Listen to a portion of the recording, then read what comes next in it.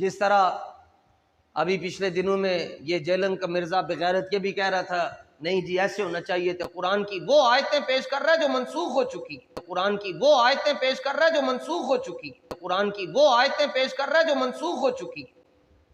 اس لیے مولا علی فرماتے ہیں وہ بندہ تقریر نہیں کر سکتا جنہوں ناسخ اور منسوخ دا علم نہ ہوئے۔ یہ علماء بیٹھے ہیں، یہ ان کے لیے میں بات عرض کر رہا ہوں، ان کو پتہ ہے جس بندے نو ناسخ اور منسوخ دا پتہ نہ ہوئے وہ تقریر نہیں کر سکتا کہ کیڑی آیت ناسخ ہو چکی ہے کیڑی منسوخ ہو چکی ہے، یہ پتہ ہونا چاہیے۔ یہ پتہ تا نہیں لگتا کہ لت دے اوتے لت رکھ کے تے بندہ حدیثاں پڑھے، یہ تا ہی پتہ چل سکتا ہے کہ کسی نے خادم رضوی دے سامنے بیٹھ کے پڑھیا ہوگا نا۔ آپ نے فرمایا اس کی گردن اتار دی جائے۔ اچھا کیا ملے گا جی؟ ایک بندے دی توڑ لڑنا لبے گا کی جڑے جملے کاش کہ اللہ میں نے اتنی دولت دے کہ میرے کو سونے دا اے فتویٰ میں لکھوا کے اپنے گھر بھی رکھے لائبریری دے اندر، اور میں سنگیاں نو کیا اگر ویسے تو اب یہ بھی خواہش نہیں ہے جی جنازہ ہو بس ٹھیک ہے مجھے خاک میں ملا کر میری خاک بھی اڑا دو، میں مٹا ہوں تیرے نام پر، مجھے کیا غرض ہے نشان سے۔ لیکن اگر کہیں آپ کو کوئی نشان مل جائے میری قبر کا تو قبر کے اوپر بس یہ کتبہ رکھ دینا، امام سبکی کا فتویٰ ہے جناب۔ آپ نے فرمایا دینا لبے گا کی۔ انہوں نے پوچھا جی اگر ایک انسان کی ٹھیک ہے اس کی گردن اتار دے کیا ملے گا؟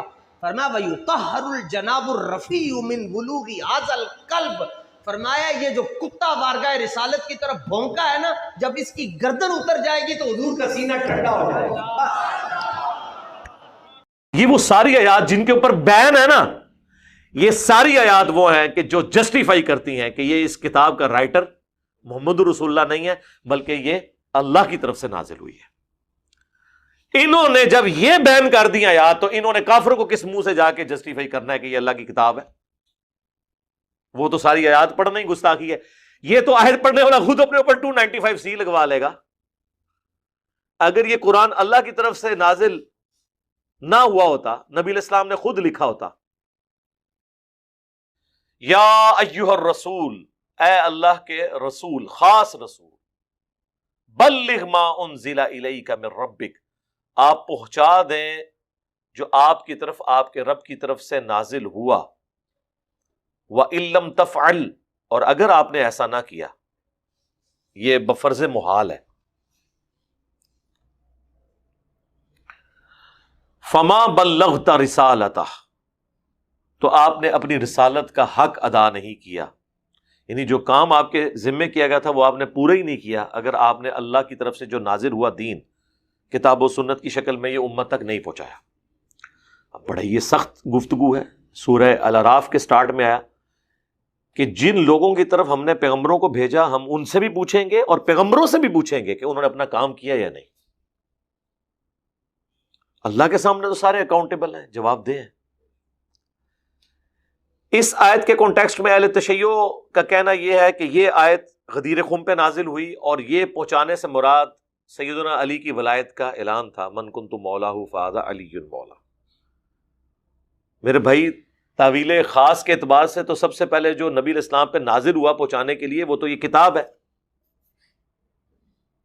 جس سے آپ کوسوں دور ہوئے ہوئے ہیں۔ اہل بیت کی محبت میں آپ وہ عقیدے ان کے ساتھ منسوب کر رہے ہیں جو قرآن میں لکھے نہیں ہوئے، نہ اہل بیت کی تعلیمات ہیں۔ تو یہ جس جگہ بھی نازل ہوئی ہو اس سے کوئی فرق نہیں پڑتا، نبی علیہ السلام کو جو کچھ اللہ نے بتایا وہ آپ نے آگے پہنچا دیا۔ واللہ یعصمک من الناس، اور اللہ آپ کو لوگوں کے شر سے بچائے گا، یعنی لوگوں کے ڈر سے یا لوگوں کے ناراضگی کے خوف سے آپ نے حق بات کہنے سے نہیں شرمانا، آپ نے حق بات کر دینی ہے۔ بخاری مسلم میں تو یہاں تک آیا، اما عائشہ کہتی ہیں کہ حضور علیہ السلام تو حق بتانے میں کوئی بخیل نہیں تھے، اگر آپ نے قرآن سے کوئی آیت چھپانی ہوتی تو سورہ تحریم کی آیات وہ چھپا لیتے جو نبی علیہ السلام کی بیویوں کے حوالے سے وہ نبی علیہ السلام نے اپنے اوپر شہد حرام کر لیا تھا، لیکن آپ نے تو اچھا ہمارے یہاں پہ بریلوی مکتب کے لوگ اور اہل تشیع یہ سمجھتے ہیں کہ قرآن کی وہ آیات جن میں اللہ نے اپنے نبی کے اوپر بظاہر غصہ فرمایا ہے یا غضب کا اظہار کیا ہے، یہ غضب پنجابی والا نہیں عربی والا، ناراضگی کا، ان آیات کا درس دینا ہی حرام ہے، بارِ شریعت کے شروع میں لکھا ہوا ہے۔ حالانکہ ہمارے پاس سب سے بڑا ثبوت کہ اس قرآن کا رائٹر محمد رسول اللہ نہیں بلکہ یہ اللہ کی طرف سے نازل ہوئی ہے، وہ آیات ہیں جن آیات میں نبی علیہ السلام کے ساتھ اس لیول کی گفتگو ہوئی ہے۔ قل انی اخاف ان عصیت ربی عذاب یوم عظیم، اے نبی تم فرماؤ کہ اگر میں نے بھی اپنے رب کی نافرمانی کی تو بڑے دن کا عذاب مجھے بھی آ پکڑے گا۔ سر یہ اگر کتاب رسول اللہ نے خود لکھی ہوتی تو اپنے بارے میں یہ آیت لکھتے؟ اگر یہ رسول اللہ نے خود کتاب لکھی ہوتی تو قرآن میں یہ آیت ہوتی، قل ارائیتم ان اہلکنی اللہ ومن معی او رحمنا، اے نبی تم فرماؤ کہ اگر اللہ مجھے ہلاک کر دے یا میرے ساتھیوں کو تو بتاؤ کافر کس زوم میں ہیں، ان کو عذاب سے کون بچا سکتا ہے؟ قرآن میں یہ آیت ہوتی سورہ بنی اسرائیل کی کہ نبی قریب تھا کہ تم بھی کافروں کی طرف جھک جاتے اگر ہم تمہارا دل مضبوط نہ کرتے، اور اگر ایسا ہو جاتا تو ہم تمہیں دنیا میں بھی دگنا عذاب دیتے اور آخرت میں بھی ہمارے عذاب سے اے نبی تمہیں بچانے والا کوئی نہ ہوتا۔ یہ آیت سورہ بنی اسرائیل میں ہوتی اگر اس کتاب کا رائٹر محمد رسول اللہ ہوتے صلی اللہ علیہ وسلم۔ سورۃ الحاقہ میں یہ آیت ہوتی کہ اگر یہ نبی اپنی خواہش نفس سے کوئی بات بیان کر دیں جو ہم نے ان کی طرف وحی نہیں کی ہے تو ہم ان کا دایاں ہاتھ پکڑ کے ان کی شہرت کاٹ دیں، اور کوئی تم میں ایک بھی ایسا نہ ہو جو ہمیں روک سکے اور نبی کو بچا سکے، ہم ان کی شہرت کاٹ دیں۔ اتنی سخت آیات قرآن کی۔ پھر آیا کہ اے نبی تمہیں تو کوئی امید نہیں تھی کہ تمہاری طرف اللہ کی طرف سے وحی نازل ہوگی، یہ تو ہمارا فضل ہے، ہم چاہیں تو اس کو لے کے بھی جا سکتے ہیں۔ اتنی سخت۔ سورۃ الاحقاف میں اے نبی تم فرماؤ میں کوئی نیا رسول نہیں ہوں، مجھ سے پہلے بھی اور رسول گزرے اور مجھے تو یہ بھی نہیں پتا کہ خود میرے ساتھ کیا ہوگا۔ اتنی سخت آیات۔ یہ وہ ساری آیات جن کے اوپر بین ہے نا، یہ ساری آیات وہ ہیں کہ جو جسٹیفائی کرتی ہیں کہ یہ اس کتاب کا رائٹر محمد رسول اللہ نہیں ہے بلکہ یہ اللہ کی طرف سے نازل ہوئی ہے۔ انہوں نے جب یہ بین کر دیا آیات تو انہوں نے کافروں کو کس منہ سے جا کے جسٹیفائی کرنا ہے کہ یہ اللہ کی کتاب ہے؟ وہ تو ساری آیات پڑھنا ہی گستاخی ہے۔ یہ تو آیت پڑھنے والا خود اپنے اوپر 295C لگوا لے گا۔ اگر یہ قرآن اللہ کی طرف سے نازل نہ ہوا ہوتا، نبی علیہ السلام نے خود لکھا ہوتا، تو یہ جو آیت مبارکہ ہے، اے نبی تم فرماؤ کہ سورۃ الاعراف کے اندر نہ تو میں غیب جانتا ہوں، اگر میں غیب جان لیتا تو خیر کثیر جمع کر لیتا، نہ میں تمہارے نفع کا مالک ہوں نہ تمہارے نقصان کا، میں تو خود پابند ہوں اس وحی کا جو اللہ کی طرف سے کی جاتی ہے، میں تو ڈر سنانے والا ہوں۔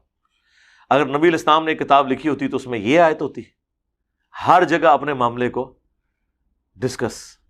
اس طرح سورۃ الاحزاب میں تو حضور کی پوری آئلی زندگی ڈسکس ہوئی ہے کہ نبی جو ہیں شرماتے ہیں، تم سے بات نہیں کرتے، تم نبی کے گھر جا کے بیٹھ جاتے اور ان کی بیویاں جو ہے وہ دیوار کی طرف منہ کر کے بیٹھی رہتی تھی کہ اب مہمان نکلے تو ظاہر ہے گھر ہی اتنا تنگ تھا، تو یہ نبی تو شرم محسوس کرتے ہیں لیکن اللہ نہیں شرماتا، تو جب یہ ہو تو نکل جایا کرو یہاں سے۔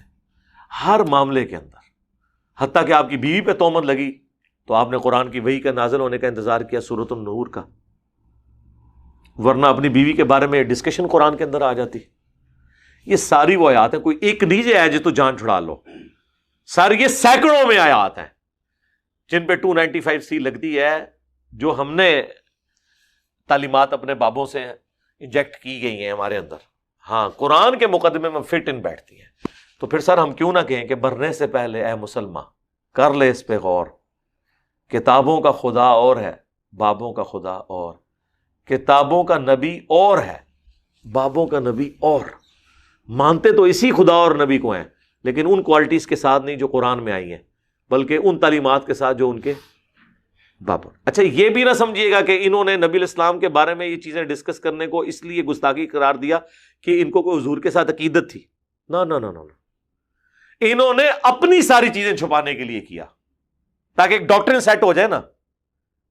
تو وہ پھر کہتے ہیں دیکھیں صحابہ کا پیر تھا محمد رسول اللہ صلی اللہ علیہ وآلہ وسلم، تمہارے استاد اور پیر ہم ہیں، تو جس طریقے سے آپ صحابہ ان کے ساتھ بیہیو کرتے تھے تم نے بھی اسی طرح بیہیو کرنا ہے۔ کتابیں لکھتے ہیں پیری مریدی کی بنیادی شرط ہے کہ آپ نے پیر سے خلاف شرع کام بھی دیکھا نا، بولنا کوئی نہیں. وہ اپنی لائن سیدھی کر رہے ہوتے ہیں.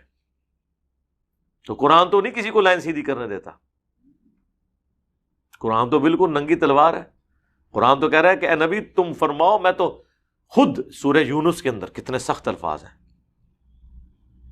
کہ اے نبی تم ان سے فرماؤ میں اتنا عرصہ تم میں رہا ہوں، کیا تم نے مجھ سے پہلے کوئی ایسی بات سنی تھی؟ یعنی میری زندگی ایک کھلی کتاب ہے، میں کوئی شاعر نہیں ہوں، میں کوئی فلسفی نہیں ہوں.